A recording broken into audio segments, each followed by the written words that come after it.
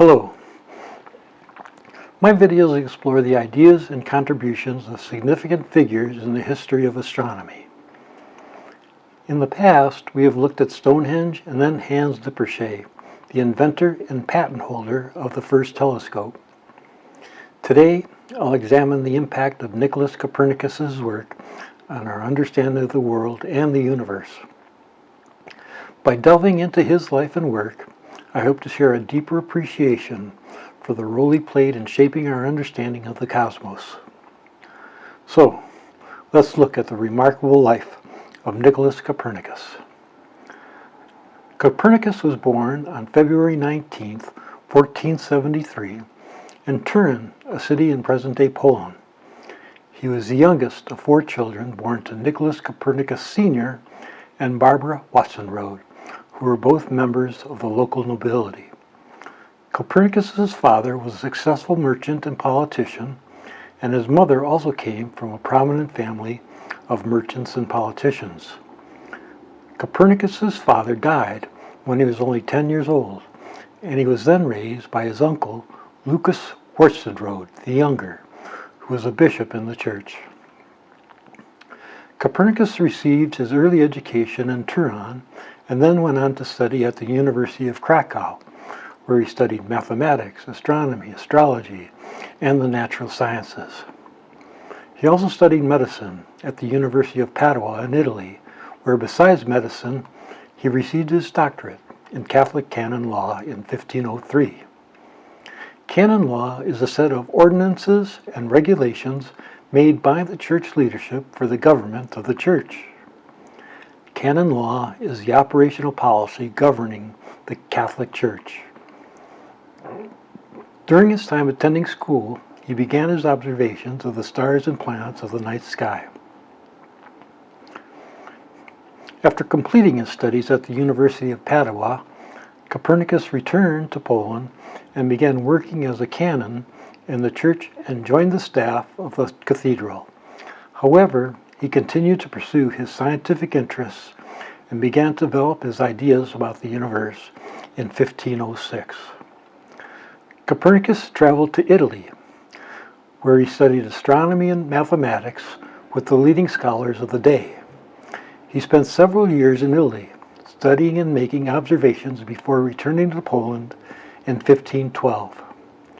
It was during his time in Italy that Copernicus began to develop a theory of heliocentric universe, in which the sun was at the center of the solar system rather than the earth. But these were medieval times, the Dark Ages, when anything that went against the teachings of the Church and Bible met with sometimes horrific outcomes. Remember, the Church imposed the idea that the earth was the center of the universe. Copernicus's beliefs of a heliocentric universe, where the earth circled the sun, went counter to the Church's teaching or canon law, a subject he had studied and achieved to the level of a doctorate. You could say that he was one of the first who could not practice what he preached. It was a very fine line he had to walk. On one hand of the line, the scientific, and on the other side, the religious teachings, with only his genius intellect to protect him from religious persecution. During this medieval period, the prevailing view held by the Church was that the earth was the center of the universe, a belief known as geocentrism. This view was based on a combination of ancient Greek philosophy, such as that of Aristotle, and biblical interpretation. The Church's reasoning was largely theological in nature. The belief in geocentrism was seen as compatible with the idea that humans were the center focus of God's creation and that the cosmos was designed to serve humanity. This belief was also tied to the idea that God had created a hierarchical order in the universe with earth at its center and the heavens above.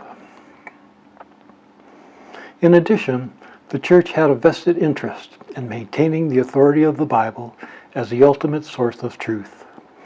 The idea of a geocentric universe was supported by certain passages in the Bible, such as the account of Joshua commanding the sun to stand still in the skies in the book of Joshua. The church believed the Bible was the sole source of information related to man's life and the meaning of life. It should be noted that not all Christians in the medieval period accepted the idea of geocentrism, and some even argued for a heliocentric model of the universe. However, these views were generally in the minority and were often met with suspicion and even persecution by the church.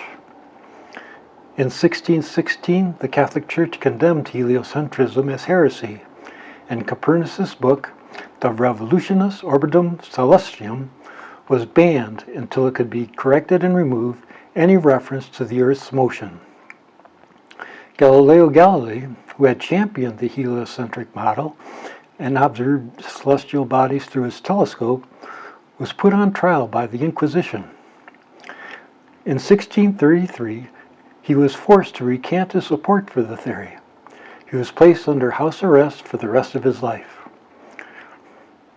To punish non-believers of the Catholic Church's teachings, the Church practiced a form of punishment known as the Inquisition. The Inquisition was a religious institution in medieval and early Europe that was used to suppress heresy and maintain religious orthodoxy. The punishment imposed during the Inquisition varied depending on the severity of the offense and the discretion of the inquisitors. There are dire consequences if you didn't believe the earth was the center of the universe. Here are some of the ways the church punished heretics. While it may seem to be a lengthy list, it only represents a small sampling of the different methods the inquisitors used to punish non-believers. Imprisonment. Many people accused of heresy were imprisoned in dungeons or other dark, damp places for long periods of time, often in solitary confinement. There were monetary fines. Inquisitors could impose fines on those found guilty of heresy or blasphemy, often to help support the expense of the Inquisition. Property could be confiscated as a punishment for heresy or blasphemy, including land, home, and personal possessions. Public shaming. Individuals found guilty of heresy for the offense of not believing the earth was the center of the universe might be publicly humiliated, such as being forced to wear a sign or symbol of shame or being paraded through the streets in a procession. There was also whipping. Whipping was a common punishment for blasphemy, often administered publicly as a form of deterrence. Inquisitors sometimes used excruciating torture to extract confessions or to obtain information from accused heretics. Methods of torture included the rack, the Iron Maiden, and waterboarding. This involved pouring water over a cloth covering the victim's face, causing them to feel as though they were drowning. It was intended to force them to reveal information or confess. There was also a method of torture called strappado. This involved binding the victim's wrists behind their back and suspending them from the ceiling by their arms. The weight of their body would cause their arms to dislocate or even break, causing intense pain. And as a final punishment, people were burned at the stake. It's important to note that these are just a few of the examples of the many torture techniques that were used during the Inquisition. These techniques were intended to cause intense physical and psychological pain and suffering, and they often resulted in the death of the victim. Today, most countries have laws prohibiting the use of torture, and it was widely recognized as a violation of human rights. Even so, some of these methods are still in practice today. Let's look now at heliocentrism, Copernicus' belief that the Earth revolved around the Sun.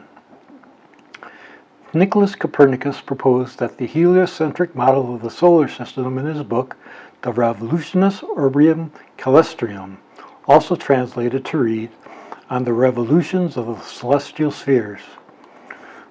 The original Latin of De Revolutionis consisted of 6 books and had around 400 pages. But again, the exact number of pages can vary depending on the edition and printing. Modern translations of the book typically have it at around 500 pages. It's worth noting that not all members of the church were opposed to heliocentrism. Some, including Jesuit astronomers, were open to the possibility that the Earth revolved around the Sun. However, the Church, as an institution, was slow to change its stance on the matter and was willing to use punishment in order to enforce its position. However, Copernicus's work was initially met with significant resistance from the Catholic Church and other religious authorities, as it challenged the long-held belief in a geocentric model of the universe, where the Earth was considered to be the center of the universe, with all other celestial bodies orbiting around it. But surprisingly, he was not punished for writing his book. Copernicus developed his theory based on careful observations and mathematical calculations. Copernicus observed that the planets, including the Earth, appeared to move in loops and ellipses as they orbited the Sun. He believed that this complicated motion could be explained if the Sun was at the center of the solar system and the planets revolved around it in a circular orbit. This idea was a departure from the prevailing Church's geocentric model, in which the Earth was the center of the universe.